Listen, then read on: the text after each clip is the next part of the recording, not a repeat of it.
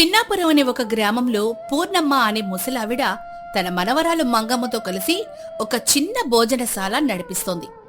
ఆ భోజనశాలలో కేవలం 5 రూపాయలకే కడుపు నిండా వేడివేడి భోజనం పెడతారు. ఆకలితో వచ్చే ప్రతి పేదవాడికి, రైతుకు ఆ భోజనశాలే ఒక ఆశ్రయం. ఒకరోజు వ్యవసాయ కూలీలు మధ్యాహ్నం భోజనం చేయడానికి వస్తారు. పూర్ణమ్మా, నీ చేతి వంట వాసన తగిలితేనే సగం కడుపు నిండిపోతుంది బాబోయ్. అవును మల్లయ్య, ఈరోజు వంకాయ కూర వండినట్టుందమ్మా, వాసన అదిరిపోతోంది. పూర్ణమ్మ వాళ్ళిద్దరికీ వేడివేడిగా అన్నం వడ్డిస్తుంది. తినండి నాయనా, కడుపు నిండా తినండి. మల్లయ్య, కూర ఇంకొంచెం వేయనా? వేయమ్మా, ఈరోజు పొలంలో పనికి చాలా అలసిపోయి చాలా ఆకలిగా ఉంది. సుబ్బయ్య భోజనం ముగించి జేబులో నుంచి 5 రూపాయల బిళ్ళ తీసి బల్ల మీద పెడుతూ, ఇదిగో అమ్మా 5 రూపాయలు. ఈ రోజుల్లో 5 రూపాయలకి ఛాయ్ కూడా రావట్లేదు, కాని నువ్వు మాత్రం ఇంత కమ్మటి భోజనం పెడుతున్నావు. నువ్వు మా పాలిట అన్నపూర్ణవమ్మా. అంత మాట ఎందుకు నాయనా, ఉన్న దాంట్లో నలుగురికి పెట్టడంలోనే కదా తృప్తి ఉంటుంది. పక్క గదిలో ఉన్న మంగమ్మ ఈ సంభాషణ వింటూ విసుగ్గా తనలో తాను గొనుక్కుంటూ ఉంటుంది. అన్నపూర్ణంట అన్నపూర్ణ, 5 రూపాయలకి తిని పొగడ్తలు బాగానే చెప్తారు. మన కష్టం వీళ్ళకేం తెలుసు? ఆ తర్వాత ఇంకొందరు కూలీలొచ్చి తిని వెళ్లిపోయాక పొలం నుంచి తడిసిన బట్టలతో పూర్ణమ్మ పొలం సాగు చేసే కౌలు రైతు రంగయ్య ఎడ్లబండి మీద బియ్యం బస్తా, అలాగే తాజా కూరగాయలు బుట్టలు తెచ్చాడు. బస్తాని నేల మీద దించుతూ, పూర్ణమ్మ గారు, ఇదిగోండి మన చెరువు పక్క పొలంలో పండిన కొత్త సన్న బియ్యం, అలాగే తోటలో కాసిన వంకాయలు బెండకాయలు కూడా తీసుకొచ్చాను. రా రంగయ్య రా, ఇప్పుడే అనుకుంటూ ఉన్నా రేపటికి కూరగాయలు లేవని, సమయానికి తెచ్చేశావు. రంగయ్య తెచ్చిన కూరగాయల బుట్ట చూస్తూ, ఈసారి కూరగాయలు బాగా పండినట్టున్నాయే. అవునమ్మా, దేవుడి దయ వల్ల పంట బాగా పండింది. మన పొలం చెరువు పక్కనే ఉండడం వల్ల నీటి కొరత కూడా లేదు, అందుకే ఇంత బాగా పండుతోంది. ఇలా కష్టపడి పండించిన పంటనంతా 5 రూపాయల భోజనానికి వాడేస్తుంటే నాకైతే మనసొప్పట్లేదు. నీ కష్టం ఇలా వృధా అవుతున్నందుకు నీకేం అనిపించట్లేదా రంగయ్య? మంగమ్మ, ఆ పొలం పూర్ణమ్మ గారిదే కదా, నేను కేవలం సాగు మాత్రమే చేస్తున్నాను. అమ్మగారు నాకు సగం పాలు ఇస్తారు, మిగిలిన సగం పాలు ఈ పేదవాళ్ళ ఆకలి తీర్చడానికి వాడుకుంటున్నారు. ఇందులో తప్పే ఉంది తల్లి. అలా చెప్పి రంగయ్య తన బుట్టను తీసుకుని ఎడ్లబండి వైపు వెళ్తూ, సరే అమ్మా నేనెళ్తాను, సాయంత్రం మేత కోసం గడ్డి గోయాలి. రంగయ్య అక్కడ్నుంచి వెళ్ళిపోయాడు. రంగయ్య వెళ్ళిపోగానే పూర్ణమ్మ మంగమ్మకు సర్ది చెప్తుంది.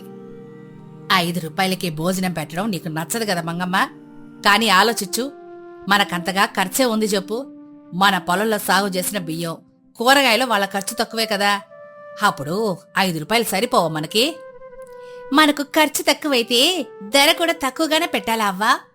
ఎక్కువ ధర పెట్టి ఎక్కువ లాభాలు సంపాదించుకోవచ్చు కదా. లాభాలెందుకమ్మా, మన దగ్గరకు వచ్చేది చిన్నప్పటినుంచి మన కళ్ళ ముందే పెరిగిన మన ఊరి వాళ్లే కదా. మనోళ్ళ దగ్గర డాబాలు చూసుకుంటావా చెప్పు? అవునులే, అందరూ మనవాళ్లే. రేపు మనకి ఏదైనా కష్టం వస్తే తెలుస్తుంది ఎవరు మనవాళ్ళో.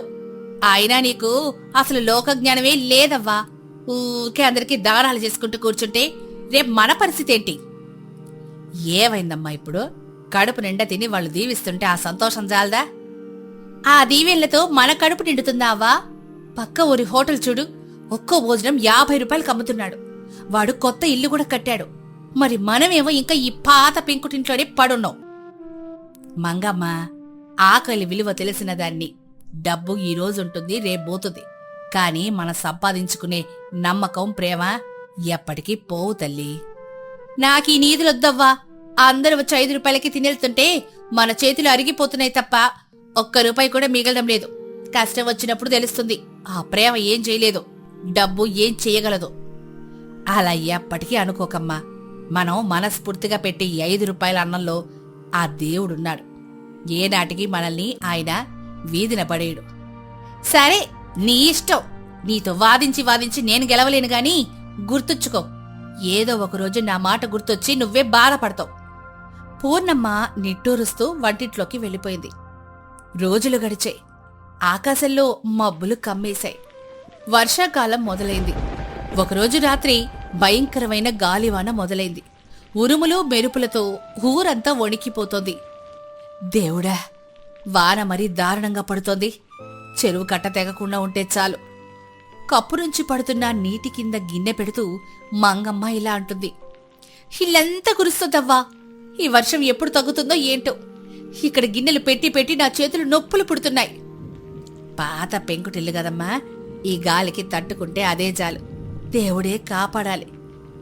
ఈ వర్షాలు ఆగిపోయాక ఇల్లు బాగు చేయించు, లేదా నేను మాత్రం ఊరుకోను. అలాగే చేయిద్దాంలే మంగమ్మ. మరుసటి రోజు ఉదయం వర్షం కాస్త తగ్గింది, కాని ఆకాశం ఇంకా మబ్బు పట్టే ఉంది.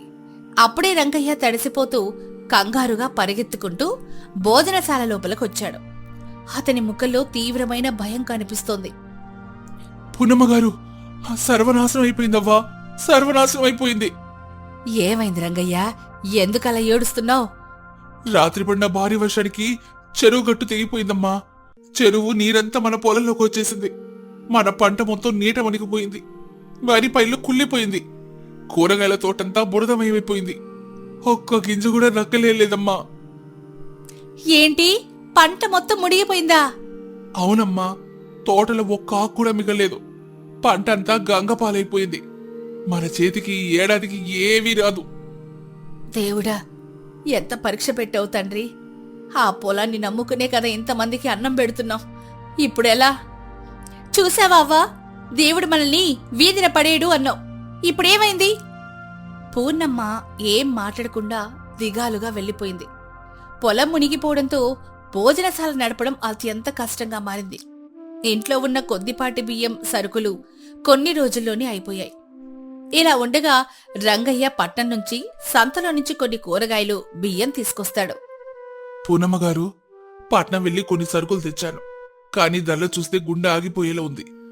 ఈ కొద్దిపాటి సరుకులు 3 రోజులు కూడా సరిపోవమ్మా. అవునా? ఇంతే వచ్చాయా?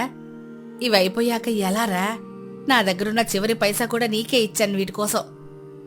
చూసావా అవ్వా, నేను ముందే చెప్పాను కదా, మనమందరిలాగా లాభాలు తీసుకుని 50 రూపాయలకి భోజనం అమ్ముంటే ఈ రోజున మన దగ్గర బోలెడు డబ్బుండేది. ఈ కష్టకాలంలో ఎంత సరికైనా కొనేవాళ్ళం. మంగమ్మ, ఏంటవ్వా, నీ 5 రూపాయల సిద్ధాంతం వల్ల ఈరోజు మన పొయ్యి వెలగని పరిస్థితికి వచ్చింది. ఆ తిన్న వాళ్ళు ఎవరైనా ఇప్పుడొచ్చి మనకు సరుకులు ఇస్తున్నారా? ఒక్కడైనా సాయం చేస్తున్నాడా? లేదు కదా. మన గతి ఇలా అయిపోయింది. ఇక ఈ భోజనశాల మూసేయడం తప్ప వేరే దారే లేదు. పూర్ణమ్మ ఏమీ మాట్లాడలేక మౌనంగా తలదించుకుని కన్నీరు పెట్టుకుంది. మంగమ్మ విసుగ్గా లోపలికెళ్ళిపోయింది.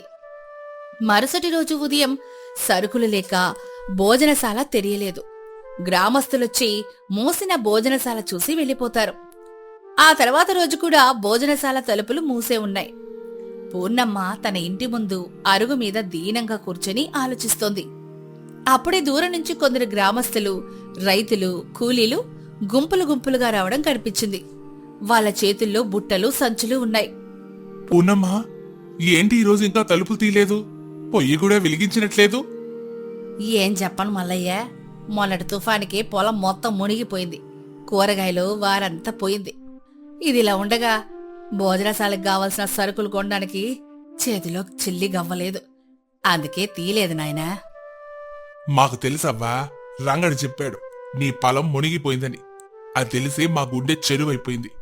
ఇన్నాళ్ళు నువ్వు మా ఆకలి తీర్చావు. ఈ రోజు నువ్వు కష్టాల్లో ఉంటే మేము చూస్తూ ఊరుకుంటావా? అంటూ సుబ్బయ్య తన భుజం మీదున్న అరబస్తా బియ్యాన్ని అరుగు మీద పెట్టాడు. ఇదిగో అమ్మా, నా పొలంలో పండిన కొత్త బియ్యంలోంచి సగం బస్తా నీకోసం తెచ్చా. దీనికి ఎలాంటి డబ్బులొద్దు. ఇది నీకు నేనిచ్చే కానుక. మల్లయ్య తన చేతిలో ఉన్న పెద్ద కూరగాయల బుట్టను ముందు పెడుతూ, అమ్మా, ఇదిగో నా తోటలో కాసిన వంకాయలు, సొరకాయలు, అనపకాయలు. ఇవి నీ వంటకి వాడుకో. మరొక రైతు మరికొన్ని సరుకులు పెడుతూ, అమ్మా, నా దగ్గరున్న పప్పులు, నూనె డబ్బా అన్నీ తీసుకొచ్చాను నీకోసం. ఇవి ఉంచుకో. ఇలా ఒకరి తర్వాత ఒకరు గ్రామస్తులంతా తమకున్న దాంట్లోనే కొంత బియ్యం, కూరగాయలు, నూనె, పప్పులు తెచ్చి అరుగు మీద పెట్టారు. కొందరు ఉచితంగా ఇస్తే మరికొందరు చాలా తక్కువ ధరకే సరుకులు ఇవ్వడానికి ముందుకొచ్చారు. క్షణాల వ్యవధిలోనే అరుగు నిండా సరుకులు పేరుకుపోయాయి. పూర్ణమ్మ ఆశ్చర్యంతో కళ్లల్లో ఆనంద బాష్పాలతో లేచి నిలబడి, ఏంటి నాయనా ఇదంతా? ఇంత పెద్ద సహాయమా? నేను మీ దగ్గర ఎలా తీసుకోగలను? నువ్వు మాకు అన్నం పెట్టినప్పుడు డబ్బులు ఆశించలేదు కదమ్మా. కేవలం 5 రూపాయలకి మా కడుపు నింపావు. మేమీరోజు నీకు చేస్తున్నది సాయం కాదమ్మా, మా అన్నపూర్ణమ్మకు మేము సమర్పించుకుంటున్న కానుక. ఈ సరుకులతో మళ్ళీ భోజనశాల ప్రారంభించమ్మా. నాయనా, మీ చల్లని మనసు చూస్తుంటే నా జన్మ ధన్యమైపోయింది. లోపల నుంచి ఇదంతా చూస్తున్న మంగమ్మ ఒక్కసారిగా స్తంభించిపోయింది. ఆమె కళ్ళల్లో నీళ్లు తిరిగాయి. తానేమో డబ్బులు దాచుకోలేదని అమ్మను తిట్టింది. కాని ఈరోజు జనాలు చూపిస్తున్న ప్రేమ, నమ్మకం ముందు ప్రపంచంలోని ఏ సంపదైనా సరిపోదని ఆమెకు అర్థమైంది. జనాలంతా సరుకులిచ్చి పూర్ణమ్మను దీవించి వెళ్ళిపోయారు. వాళ్ళెళ్ళాక మంగమ్మ అరుగు మీదున్న సరుకుల దగ్గరకొచ్చింది. కళ్లల్లో నీళ్లతో పూర్ణమ్మ చేతులు పట్టుకొని, అవ్వా, నన్ను క్షమించు. నేను చాలా తప్పుగా మాట్లాడాను. డబ్బొక్కటే సంపాదన అనుకున్నాను. కాని ఈరోజు మనకొచ్చిన ఈ సరుకులు, జనాలు చూపించిన ఈ ప్రేమ చూశాక నాకు బుద్ధొచ్చిందమ్మా. మంగమ్మ, చూసావా తల్లి, మనం ఇతరులకు చేసిన సాయం ఎప్పుడూ వృధా పోదు. రూపాయి కూడబెట్టినా కూడా ఈరోజు ఇంత సరుకు మనం కొనేవాళ్ళవా చెప్పు? నిజమేనవ్వా. మనం వసూలు చేయని ఆ లాభం ఈరోజు వీరి నమ్మకం, ప్రేమ రూపంలో మనకు తిరిగొచ్చింది. ఇక నుంచి నేను కూడా నీతో పాటే ఉంటానవ్వా. ఎప్పుడూ డబ్బు కోసం ఆశపడ్ను. మన భోజనశాల ఎప్పటికీ 5 రూపాయలకే నడుస్తుంది. నా బంగారు తల్లి, చాలా గొప్ప మాట చెప్పావు. ఆ రోజు నుంచి భోజనశాల తలుపులు మళ్లీ తెరుచుకున్నాయి. ఈసారి మంగమ్మ ఎంతో ఆనందంగా చిరునవ్వుతో వచ్చే ప్రతి ఒక్కరికి అన్నం వడ్డించసాగింది. మరి ఈ కథ ద్వారా మనం తెలుసుకున్న నీతేంటో తెలుసా? మనం ఇతరులకు చేసే సహాయం ఏదో ఒక రూపంలో మనకు కావలసిన సమయంలో తిరిగి లభిస్తుంది.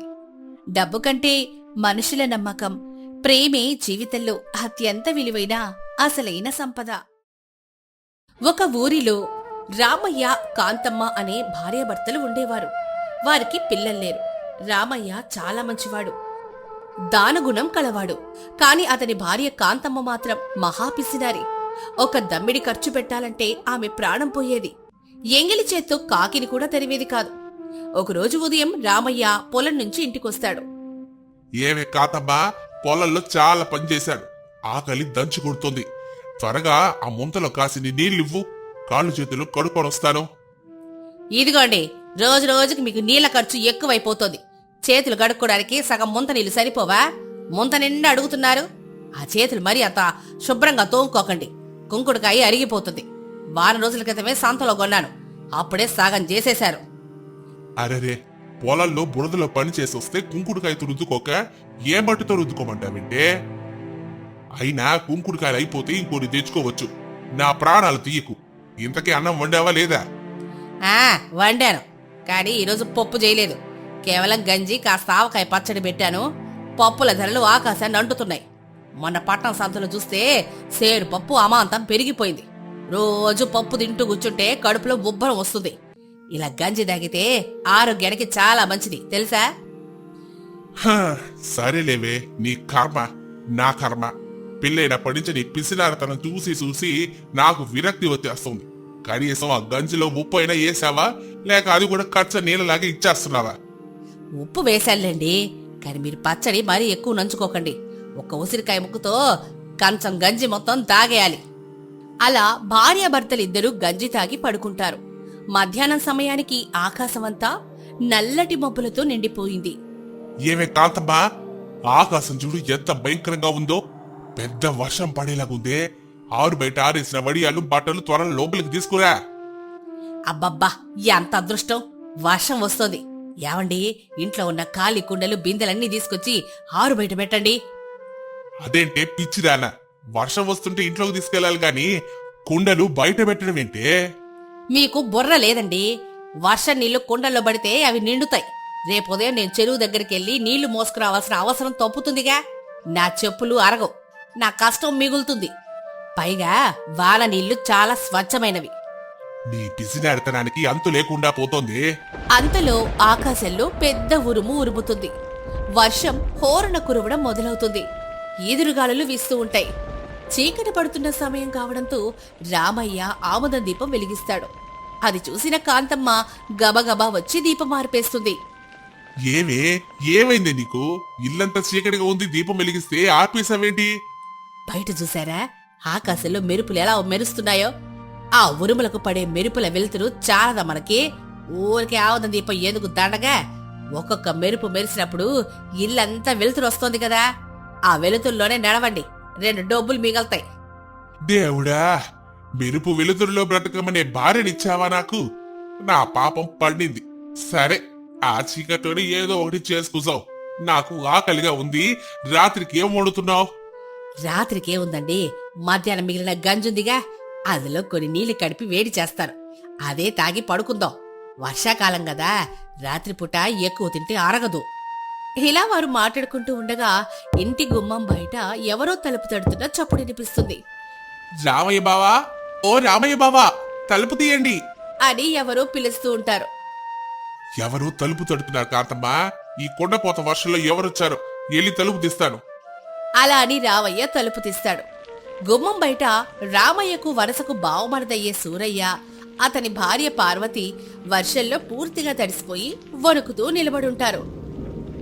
బావా, వర్షంలో పూర్తిగా తడిసిపోయావు. పక్కూర్లో సంతకాయలు వస్తుంటే దారిలో ఈ కొండపోత వాడబట్టుకుంది. ఈ పట్లు తగ్గేలా లేదు. అందుకే ఈ రాత్రికి మీ ఇంట్లో తల దాచుకుందామని వచ్చావు. అరే సూరయ్య బాబా, రా లోపలికి రా. పార్వతమ్మ గారు, మీరు కూడా లోపలికి రండి. వాళ్ళు ఎంతలా తడిసిపోయారో చూడు. ప్రాణం పోయే చలేస్తోంది. లోపలికి రండి. అరరే, నా కర్మ కాలిపోయింది. వీళ్లకు ఎక్కడ చోటు దొరకలేదా అని మనీలే దొరికిందా? ఇప్పుడు వీళ్ళు నా ఇంట్లో ఉన్న బియ్యమంతా ఈ ఒక్క రాత్రికే ఊడ్చి పాడేస్తారు. ఎలాగైనా వీళ్ళను త్వరగా పంపించేయాలి, లేదా తక్కువ ఖర్చుతో వదిలించుకోవాలి. ఏమండి కాంతమ్మ గారు, బావున్నారా? అనుకోకుండా ఇలా మీ ఇంటి మీద పడ్డాం. ఏమీ అనుకోకండి, చాలా చలిగా ఉంది. తుడుచుకోవడానికి ఏదైనా పాత గుడ్డుంటే ఇస్తారా? అయ్యయ్యో, అనుకోవడానికి ఏముందండి, మా ఇల్లు మీ ఇల్లు లాంటిదే. పాత గుడ్డలేమున్నాయిలేండి, మొన్ననే అన్ని పారేశాను. మీరొక పని చేయండి, ఆ గుమ్మం దగ్గరున్న గోనె సంచులతో కాస్త ఒళ్ళు తుడుచుకోండి.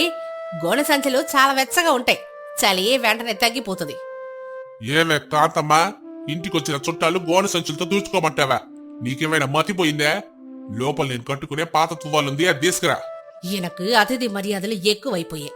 నా తువ్వాలు పాడైపోతే రేపు చాకలోడికి డబ్బులు ఎవరిస్తారు? అప్పుడు కాంతమ్మ బయటకొచ్చి, ఇదిగోండి తువ్వాలు, జాగ్రత్తగా మెల్లగా తుడుచుకోండి. మరీ గట్టిగా రుద్దితే దారం దిగిపోద్ది. సరేలేమ్మా కాంతమ్మా. బావా, వర్షంలో బాగా తడిసాం కదా, గొంతంతా ఎండిపోయింది. కాస్త తాగడానికి మంచి నీళ్ళిస్తారా? వీలు నీళ్ళు అడుగుతున్నారంటే తర్వాత మజ్జిగ అడుగుతారు, ఆ తర్వాత భోజనం అంటారు. ముందే ఏదో ఒకటి చెయ్యాలి. మంచినీళ్ళ? మా ఇంట్లో మంచినీళ్ళు అయిపోయాయండి అన్నయ్యా, నేనే రేపు ఉదయం వెళ్ళి తేవాలి. మీరు అటు తిరిగి చూడండి, బయట వర్షం నీళ్లు కొండల్లో పడుతున్నాయిగా, ఆ నీళ్లు దోసులతో పట్టుకొని తాగేయండి. వర్షం నీళ్లు అమృతంలాగుంటాయి, అసలు అసలు మల్లమే ఉండదు. కాంతమ్మా, నీళ్ళు అయిపోవడం ఏమిటి? ఈ బిందె నిండి నీళ్లున్నాయి కదా, అబద్ధాలు ఎందుకు చెప్తావు? ఇదిగోండి బావా, నీళ్లు తాగండి. అయ్యో, ఆ బిందె నిండా ఉన్నాయని మర్చిపోయానులేండి. సగం ముంతే తాగండి అన్నయ్య. వానాకాలంలో ఎక్కువ నీళ్లు తాగితే జలుబు చేస్తుంది, కఫం వస్తుంది. నా మాట వినండి. నీళ్ళకు కూడా కరివేనా బావా మీ ఇంట్లో? సరేలే, నీళ్లు త్రాగాక కాస్త ప్రాణం లేచి వచ్చినట్లుంది. అవునండి కాంతమ్మ గారు, మధ్యాహ్నం సంతలో ఏమీ తినలేదు. ఆకలి కడుపులో ఎలుకలు పరిగెడుతున్నట్లుంది. ఏదైనా కాస్త వేడివేడిగా తినడానికుంటే పెడతారా? మీ చేతి వంట తినాలని ఎప్పటినుంచో అనుకుంటున్నాను. ఏంటండి, వేడిగా తినడానికా? అయ్యో పార్వతమ్మ గారు, మా ఇంట్లో పొయ్యి వెలిగించి 1 వారం రోజుల పైన అవుతోంది. వర్షాలకు కట్టెలన్నీ తడిసిపోయి పొయ్యి అసలు వెలగడమే లేదు. మేమేదో నిన్నటి గంజ నీళ్లు తాగుతూ ఉన్నాం చల్లగా. వర్షం పడుతున్నప్పుడు వేడివేడి పదార్థాలు తింటే కడుపులో మంట వస్తుంది. అందుకే చల్లటివే తినాలని ఆయుర్వేదం చెప్తోంది. కాంతమ్మా, చాలే నీ ఆయుర్వేదం. మధ్యాహ్నమే కదా వంట చేసావు, లోపల కొండలో నిన్న వండిన అన్నం ఉంది. కాస్త చింతపండు రసం వేసి వాళ్ళకి పెట్టు, పాపం ఆకలితో ఉన్నారు. ఈయన నా కొంప ముంచేలా ఉన్నాడే, ఇంట్లో ఉన్న బియ్యమంతా ఇలాగ పెట్టేయమంటున్నాడు. సరే, నా తెలివి ఎట్ట చూపిస్తా. ఇదిగో నన్నయ్య, వేడి వేడి చారు అన్నం తినండి. ఏమా కాంతమ్మా, ఇది చాలా లేక వేడి నీళ్ళా? ఏ రంగు లేదు, వాసన లేదు. అడుగున ఒక్క మిరపకాయ ముక్క మాత్రమే కనపడుతోంది. అదేంటన్నయ్య అలా అంటారు? మరీ ఘాటుగా ఉంటే మీ కడుపులో ఉబ్బరం వస్తుందని ఇలా నీళ్ళలాగా పల్చగా చేశాను. వర్షాకాలంలో ఇలా పల్చడి చారు తాగితేనే జీర్ణశక్తి పెరుగుతుంది. అయినా మీరు చారును చూసి తినకండి.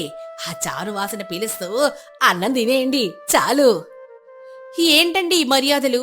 చారు వాసన చూస్తూ అన్నం తినమంటోంది. సరేలే, ఆ గంజేదో ఉందన్నావు కదా, అదే కాస్త పోయి ఈ చల్లటి అన్నంలో కలుపుకొని తింటాం. అలాగేనండి, గంజి అయితే చాలా ఉంది. అలా చెప్పి కాంతమ్మ గంజి తెచ్చి పోస్తుంది. బావా రామయ్య, కనీసం నంచుకోవడానికి కాస్త ఊరగాయ పచ్చడైనా ఉందా? వట్టి గంజన్నం గొంతులో దిగడం లేదే. అయ్యో అన్నయ్య, పచ్చడి ఉందండి. అప్పుడు కాంతమ్మ లోపలికెళ్ళి ఒక చిన్న గరిటెకు సగం కంటే తక్కువ పచ్చడి తెచ్చి సూరయ్య విస్తరలో ఒక చుక్క వేస్తుంది. ఏమ్మా కాంతమ్మ, పచ్చడి అడిగాను గాని బొట్టు పెట్టమన్నానా? విస్తరిలో ఆ పచ్చడి చుక్క ఎక్కడుందో భూతద్దం పెట్టి వెతుక్కోవాలా నేను? అయ్యో అన్నయ్య, అది పచ్చడి కాదు, అమృతం. మా ఇంట్లో పచ్చడి చాలా ఘాటుగా ఉంటుంది. ఆ ఒక్క చుక్కను నాలుకకు రాసుకొని ఒక ముద్ద మింగండి. మరీ ఎక్కువ పచ్చడి తింటే రాత్రంతా దాహం వేస్తుంది. మళ్ళీ నీళ్ల కోసం మీరు నిద్ర లేవాలి. మీ నిద్ర ఎందుకు పాడు చేయడం అని నేనే కొంచెంగా వేశాను. నన్ను క్షమించు బావా, దీని పిసినాతనం గురించి నీకు తెలుసు కదా. ఈ రాత్రికి ఎలాగలా సర్దుకుపో. రేపు ఉదయం నేను స్వయంగా వంట చేసి మీకు పసందైన భోజనం పెడతాను. పర్వాలేదులే బావా, వర్షంలో తలదాచుకోవడానికి గూడిచ్చావు, అదే 10,000. ఈ మాత్రం దానికి ఎందుకు బాధపడతావు? ఏదో ఒకటి కడుపులో పడిందిగా, చాలు చాలు. అలా అంటూ అతి కష్టం మీద సూరయ్య పార్వతి ఆ చల్లటి అన్నం గంజి తాగి ఆకలి తీర్చుకుంటారు. వర్షం బయట ఇంకా కురుస్తూనే ఉంటుంది. కాంతమ్మగారు, బాగా చలిగా ఉంది. పడుకోవడానికి ఒక పాత చాప, కప్పుకోవడానికి ఏమైనా 2 దుప్పట్లుంటే ఇస్తారా? దుప్పట్లా? ఈ చలిలో నా దుప్పట్లు విలకిస్తే వాటికి మురి కట్టుకుంటుంది. మళ్ళీ రేపొద్దున్నే ఉతకాలి. నా కష్టం దండగా. వీళ్ళకి బుద్ధొచ్చేలా చెయ్యాలి. పార్వతమ్మగారు, చాపలేవి లేవండి. కింద నేల మీద పడుకోండి. నేల మీద పడుకుంటే వెన్నెముకకు చాలా మంచిది. నొప్పులు రావు. ఇక దుప్పట్లంటారా? మా ఇంట్లో ఉన్నవే 2. అవి మేము కప్పుకుంటున్నాంగా. మీకు కావాలంటే మూలలో ఒక పాత తాటాకులున్నాయి. అవి తెచ్చుకొని మీదేసుకోండి. వర్షపు చలికి ఆ తాటాకుల వెచ్చదనానికి భలే నిద్ర పడుతుంది. కాంతమ్మ, నోరు మోస్తావా లేదా? ఇంట్లో 10 దుప్పట్లు దాచిపెట్టావు కదా లోపల గదిలో. వెళ్ళి అందులోంచి 2 మంచి దుప్పట్లు తీసుకురా. అతిథులు అడిగితే తాటకులు కప్పుకోమంటావా? నీ పిసినాడతనానికి ఒక హద్దు లేదు. సరే సరే, తెస్తున్నానుగా, ఎందుకంతలా అరుస్తారు? అప్పుడు లోపలికెళ్ళి బాగా పాతపడిపోయిన చిరిగిపోయిన 2 దుప్పట్లు తీసుకొచ్చి ఇస్తుంది. ఇదిగోండి, జాగ్రత్తగా కప్పుకోండి. చిరిగిపోయే ప్రమాదం ఉంది. అప్పుడు సూరయ్య పార్వతి ఆ పాత దుప్పట్లు కప్పుకొని ఒక మూల పడుకుంటారు. రామయ్య కాంతమ్మ వాళ్ళ గదిలో పడుకుంటారు. రాత్రి బాగా గడిచిపోతుంది. బయట వర్షం బీభత్సంగా కురుస్తూ ఉంటుంది. మెరుపులు ఉరుములతో ఆకాశం బద్దలవుతున్నట్లు ఉంటుంది. అర్ధరాత్రి పూట అకస్మాత్తుగా ఢమాల్మని ఒక పెద్ద శబ్దం వస్తుంది. ఆ శబ్దానికి ముందుగా పక్క గదిలో పడుకున్న సూరయ్య పార్వతి నిద్రలేస్తారు. పార్వతి, ఏదో పెద్ద శబ్దం వచ్చింది. వర్షానికి ఇల్లేమైనా కూలుతోందా ఏంటి? వెళ్ళి చూద్దాంపా. అలా అంటూ సూరయ్య పార్వతి లేచి వెళ్లి చూసేసరికి కాంతమ్మ సరుకుల గదిలో కుండపోతగా నీళ్లు పడుతుంటాయి.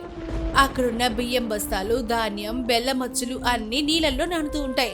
అరరే రావయ్య బావా, కాంతమ్మ, త్వరగా లేవండి. మీ సరుకుల గదిలో పైకప్పు గారిపోయి నీళ్లు లోపలికి వస్తున్నాయి. సరుకులన్నీ పాడైపోతున్నాయి. రండి త్వరగా. ఆ అరుపులకు కాంతమ్మ రామయ్య నిద్రలేచి పరుగు పరుగునొస్తారు. గదిలో పరిస్థితి చూసి కాంతమ్మ గుండె ఆగినంత పనవుతుంది. అయ్యో దేవుడా, నా బియ్యం, నా బెల్లం, నా ఎండు మిరపకాయలు అన్నీ నీళ్ళ పాలైపోతున్నాయే. నా ప్రాణం పోతుంది. ఎవరైనా కాపాడండ్రో. నేను ఎప్పటి నుంచో మొత్తుకుంటున్నాను తల్లి, 2 వరహాలు ఖర్చు చేసి ఆ పైకప్పు బాగు చేయొచ్చు అని. ఈ పిసినాడతనం వల్ల ఇప్పుడు 100 వరహాల సరుకు నాశనం అయిపోయింది. ఇప్పుడు చూసి ఏడ్చి ఏ లాభం? బావా, ఇప్పుడు తిట్టుకుని లాభం లేదు. త్వరగా ముందు ఆ సరుకులను ఎండిన చోటకు మారుద్దాం. పార్వతి, నువ్వు కూడా రా. కాంతమ్మ కేవలం నిలబడి ఏడుస్తూ చూస్తూ ఉంటుంది తప్ప కనీసం సహాయం చేయలేకపోతుంది. 2 గంటలు కష్టపడి సూరయ్య, పార్వతి సగం పైగా సరుకుల్ని కాపాడతారు. అలసిపోయిన సూరయ్య, పార్వతి రొప్పుతూ ఒక మూల కూర్చుంటారు. బావా, సూరయ్య బావా, మీకు మా కాంతమ్మ గంజి నీళ్లు పెట్టి అవమానించినా మీరు మనసులో పెట్టుకోకుండా మా ఇంటి సరుకులను ఆస్తిని కాపాడారు. మీ రుణం ఎలా తీర్చుకోవాలో నాకు అర్థం కావట్లేదు. నేను వీళ్ళకి తాగడానికి నీళ్లు కూడా సరిగ్గా ఇవ్వలేదండి. చల్లటి గంజి పెట్టారు, పాత దుప్పట్లిచ్చారు. ఎప్పుడు పోతారా అని కోరుకున్నానే కాని వాళ్ళు మాత్రం నా కష్టం చూడలేక తమ నిద్రను చలిని లెక్క చేయకుండా నా సరుకుల్ని కాపాడారు. నేనెంత నీచురాల్ని! కేవలం డబ్బులు వస్తువుల మీదే ప్రేమ పెంచుకున్నాను గాని మనుషుల విలువ తెలుసుకోలేకపోయాను. ఈరోజు నా డబ్బు నన్ను కాపాడలేదు, ఈ బంధువులే నన్ను కాపాడారు. 2 వరహాలు మిగల్చబోయి 100 వరహాల సరుకు పోగొట్టుకున్నాను. నా పిసినారితనమే నాకు శత్రువైంది. అలా ఉండగా ఉదయమవుతోంది. వర్షం ఆగిపోయి ఆకాశం తేటపడుతుంది. సూర్యుడొస్తాడు. కాంతమ్మ ఉదయాన్నే లేచి స్నానం చేసి వంటగదిలోకి వెళ్తుంది. యావండే అన్నయ్య గారు, పార్వతమ్మగారు, నిద్ర లేవండి, భోజనం సిద్ధమైంది అని వినగానే రామయ్య, సూరయ్య, పార్వతి ఆశ్చర్యంగా బయటకొస్తారు. అక్కడ చూస్తే పెద్ద అరిటాకుల్లో వేడి వేడి నెయ్యేసిన అన్నం, ముద్దపప్పు, వంకాయ కూర, మామిడికాయ పచ్చడి, బెల్లం పాయసం, అప్పడాలు అన్నీ వడ్డించుంటాయి. దాన్ని చూసి రామయ్య కళ్ళు ఆశ్చర్యంతో పెద్దవవుతాయి. ఏవే కాంతమ్మా, ఇదంతా నువ్వే ఉండేవా? పాయసం, పప్పు, నెయ్యి ఇదంతా కలగాదు కదా? నన్ను క్షమించండి అన్నయ్య గారు. పార్వతమ్మగారు, ఇన్నాళ్ళు కళ్ళుండి కూడా గుడ్డిదాళ్లా ప్రవర్తించా. డబ్బే శాశ్వతం అనుకున్నాను. కానీ ఆపదలో ఆదుకున్నది మీరు. నా పిసినారితనం వల్ల నిన్న రాత్రి మిమ్మల్ని చాలా కష్టపెట్టాను. నాకిప్పుడు బుద్ధొచ్చింది. డబ్బు కంటే మనుషులు, బంధాలు, ప్రేమ చాలా ముఖ్యమని తెలుసుకున్నాను. ఇక మీదట ఎన్నడూ ఇలా ప్రవర్తించను. దయచేసి ఈ మీ చెల్లెలు చేసిన వంటని మనస్ఫూర్తిగా తినండి. అబ్బా, కాంతమ్మలో ఎంత మార్పు! వర్షం నీళ్లు ఇల్లుడే కాదు, కాంతమ్మ మనసును కూడా కడిగేసినట్టున్నాయి. రా బావా రామయ్య, ఈరోజు పండగ చేసుకుందాం. అలా అందరూ కలిసి ఆనందంగా కడుపు నిండా ఆ విందు భోజనం చేస్తారు. నీతి: ధనం కంటే గుణం గొప్పది. అతిగా పిసినారితనం చేస్తే చివరికది మనకే నష్టం తెచ్చిపెడుతుంది. బంధుత్వాలు, స్నేహాలు, మానవత్వమే ఆపదలు మనకు తోడుగా నిలుస్తాయి.